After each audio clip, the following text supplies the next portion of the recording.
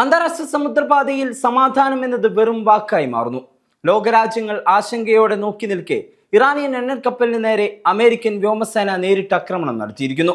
ഉപരോധം ലംഘിച്ചു എന്നാരോപിച്ചാണ് Gulf of ഒമാനിൽ ഈ നാടകീയ നീക്കങ്ങൾ നടന്നത്.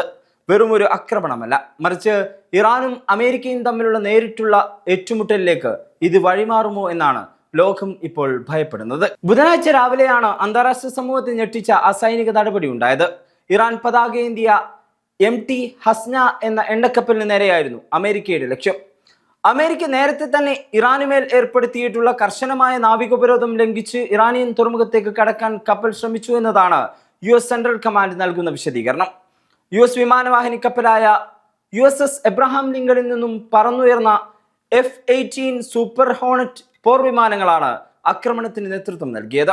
കപ്പലിന് പലതവണ മുന്നറിയിപ്പ് നൽകിയിരുന്നെങ്കിലും അത് അവഗണിച്ച് മുന്നോട്ട് നീങ്ങിയതോടെ വിമാനത്തിൽ നിന്ന് കപ്പലിന്റെ എഞ്ചിൻ ഭാഗത്തേക്ക് വെടിയുതിർക്കുകയായിരുന്നു എന്നാണ് അമേരിക്ക പറയുന്നത്.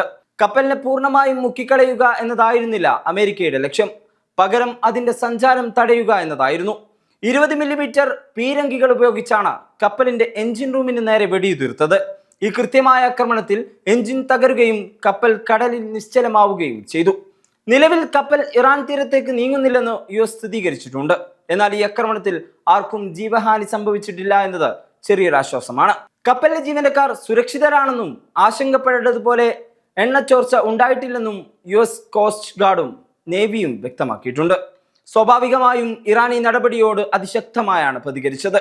അമേരിക്കയുടെ ഈ നടപടി അന്താരാഷ്ട്ര നിയമങ്ങളുടെ നഗ്നമായ ലംഘനമാണെന്ന് ടെഹ്റാൻ ആരോപിക്കുന്നു. ഇതിനെ സൈനിക നീക്കമെന്നല്ല, മറിച്ച് കടൽ കൊള്ള എന്നാണ് ഇറാൻ വിശേഷിപ്പിച്ചത്. സ്വന്തം കപ്പലുകൾക്ക് സംരക്ഷണം നൽകാൻ തങ്ങൾക്ക് അവകാശമുണ്ടെന്നും ഈ ക്രൂരതയ്ക്ക് തക്കതായ മറുപടി നൽകുമെന്നും ഇറാൻ ഭരണകൂടം മുന്നറിയിപ്പ് നൽകി കഴിഞ്ഞു. ഇത് കേവലം വാക്കുകളിൽ ഒതുങ്ങുമോ അതോ ഹോർമുസ് കടലിടുക്കിൽ ഇറാൻ തിരിച്ചടി നൽകുമോ എന്നതാണ് നയതന്ത്ര വിദഗ്ധർ ഉറ്റുനോക്കുന്നത്. എന്തിനാണ് അമേരിക്ക ഇത്രയും കടുത്ത നിലപാട് സ്വീകരിക്കുന്നത്?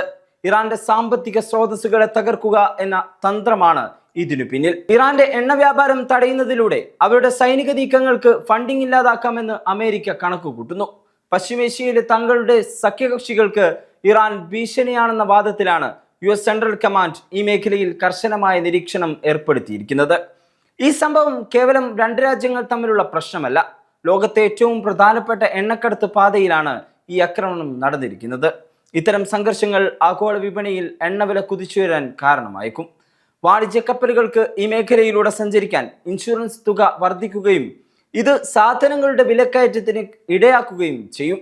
ഇസ്രായേൽ ഹമാസ് സംഘർഷം നിലനിൽക്കുന്ന സാഹചര്യത്തിൽ ഇറാൻ നേരിട്ട് യുദ്ധത്തിലേക്ക് വലിച്ചേക്കപ്പെടുന്നത് ഒരു പ്രാദേശിക യുദ്ധത്തിന് കാരണമായേക്കാം.